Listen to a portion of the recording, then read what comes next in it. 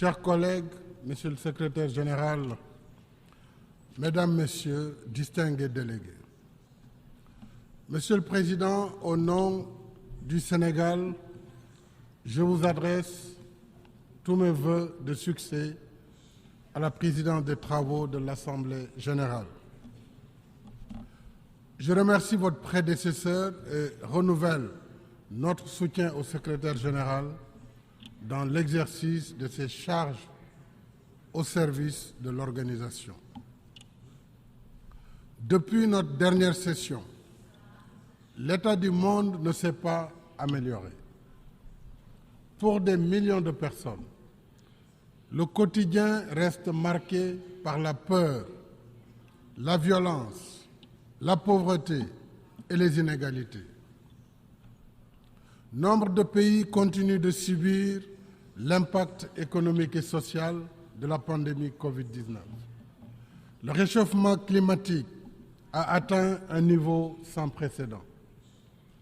La tragédie de l'émigration clandestine nous rappelle la nécessité de mettre en œuvre le pacte mondial pour des migrations sûres et ordonnées, régulières, et de poursuivre sans relâche la lutte contre les réseaux criminels qui organisent ce trafic illicite d'êtres humains.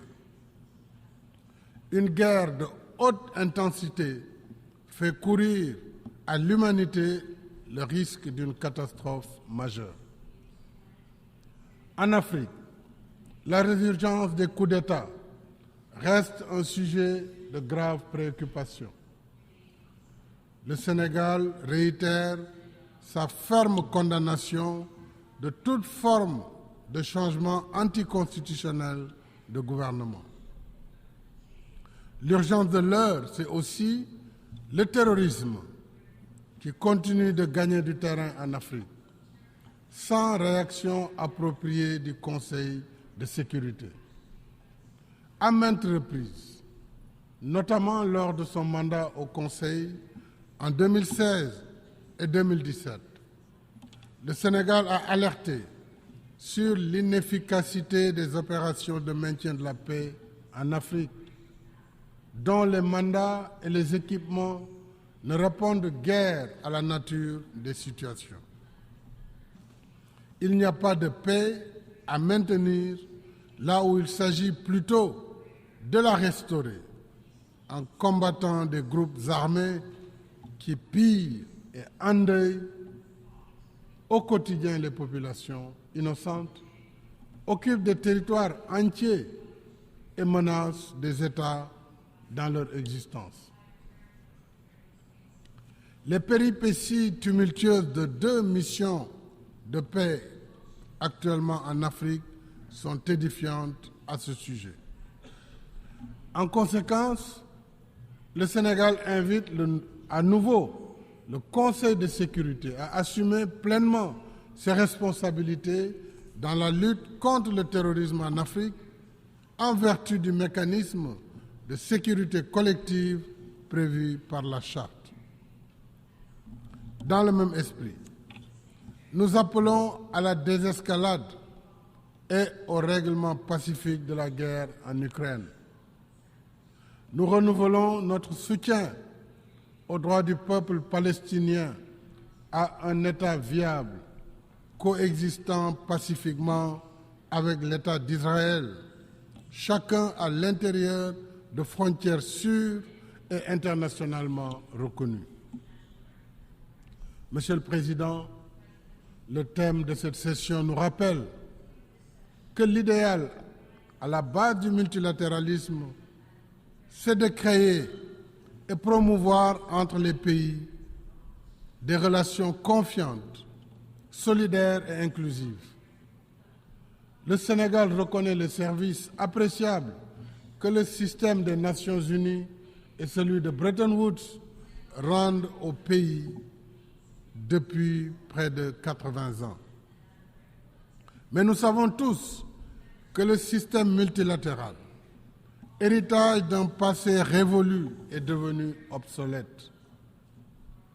Or, comme l'a justement alerté le secrétaire général Antonio Guterres, un système qui continue d'ignorer les réalités de son temps et les besoins de plus de 3/4 de ses membres, accentue les inégalités, génère les conditions de sa contestation et provoque le risque de sa fragmentation.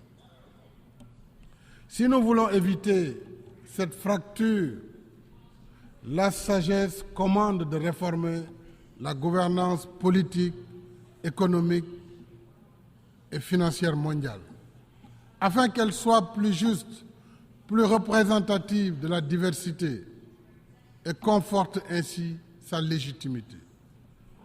Nous pouvons y arriver si nous mettons la volonté politique nécessaire.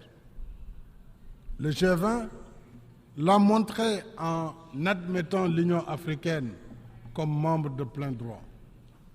Je remercie vivement les membres du G20 pour leur soutien unanime à cette initiative que le Sénégal avait portée lors de sa présidence en exercice de l'Union africaine. Nous souhaitons que l'exemple d'inclusion ainsi donné par le G20 soit suivi par le Conseil de sécurité et les institutions de Bretton Woods pour un multilatéralisme plus représentatif des intérêts de tous ses membres. De même, le Sénégal reste attaché à la vision des relations internationales apaisées, fondées sur l'égalité, fondées sur l'égale dignité des peuples, des cultures et des civilisations. Le 31 octobre 1961, soit un an après l'indépendance de notre pays, le président Léopold Sédar Senghor expliquait ici, sur cette vision, par ces mots, et je le cite, « Une civilisation particulière ne saurait s'imposer seule sans dresser contre elle la majeure partie de l'humanité. » Fin de citation. 62 ans après, notre position reste la même.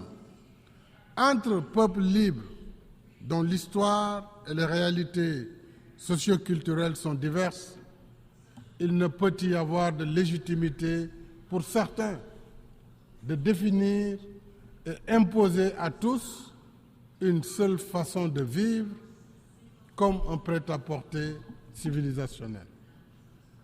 Ce qui va pour les uns ne va pas forcément pour les autres. Ensemble, nous pouvons pratiquer nos valeurs communes. Mais ensemble, nous devons respecter nos différences. Voilà pour le Sénégal ce qui doit forger un universalisme revitalisé, plus ouvert et plus efficace dans la prise en charge des défis de notre temps. Parmi ces défis, il y a l'urgence climatique. Alors que les phénomènes extrêmes se multiplient, le Sénégal reste engagé dans la mise en œuvre de l'accord de Paris sur le climat. Ainsi, grâce à notre politique volontariste de mix énergétique, les énergies renouvelables représentent aujourd'hui 31% de nos capacités installées. Avec la signature en juin dernier de notre partenariat pour une transition énergétique juste, nous avons l'ambition de porter ce taux à 40% en 2030. Et je remercie ici les pays partenaires du G7 qui nous ont accompagnés dans la mobilisation de 2,5 milliards d'euros sur une période de 3 à 5 ans à partir de 2023 pour financer nos projets au titre de ce partenariat. Nous poursuivons en même temps la réalisation d'infrastructures sobres en carbone et résilientes au changement climatique, dont 2 projets de système de transport de masse, un train express régional et une ligne de bus rapide transit, tous deux électriques. Avec l'exécution de nos projets nationaux et continentaux, à l'image de la Grande Muraille verte, nos pays sont clairement engagés dans l'action climatique à la hauteur de leurs moyens. Il reste que, pour l'essentiel, les projets verts en Afrique sont financés par recours à la dette commerciale, alors qu'ils devraient être soumis et soutenus par la mobilisation des 100 milliards de dollars par an convenue depuis la COP 15 en 2009 pour financer l'action climatique. La justice climatique voudrait qu'un continent qui contribue pour moins de 4% des émissions et qui en souffre le plus ne soit pas condamné à s'endetter pour réparer et prévenir des dommages dont il n'est point responsable. Le Sénégal est pour une transition énergétique juste et équitable, tenant compte des besoins spécifiques de nos pays, y compris l'accès universel à l'électricité, dont plus de 600 millions d'Africains restent encore privés. Alors, si nous voulons que la COP28 soit le rendez-vous des promesses tenues, faisons en sorte que les financements annoncés soient disponibles et accessibles selon des procédures et modalités simplifiées et transparentes. Monsieur le Président, chers amis, le 25 février 2024 se tiendra l'élection présidentielle sénégalaise.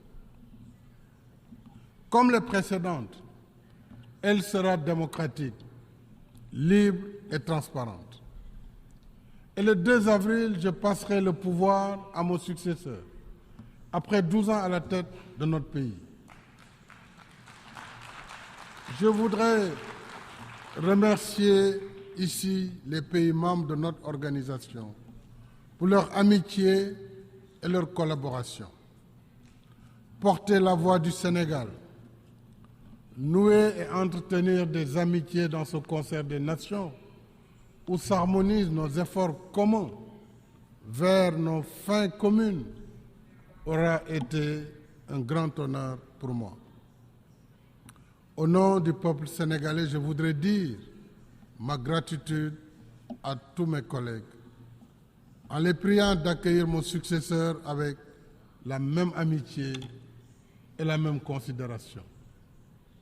Je garderai pour tous les mêmes sentiments d'amitié et d'estime cordiale. Je suis confiant que la tradition sénégalaise d'ouverture et de dialogue, mon successeur sera fidèle aux relations d'amitié confiantes qui unissent notre pays et tous les membres des Nations Unies. Mesdames et Messieurs, je vous remercie de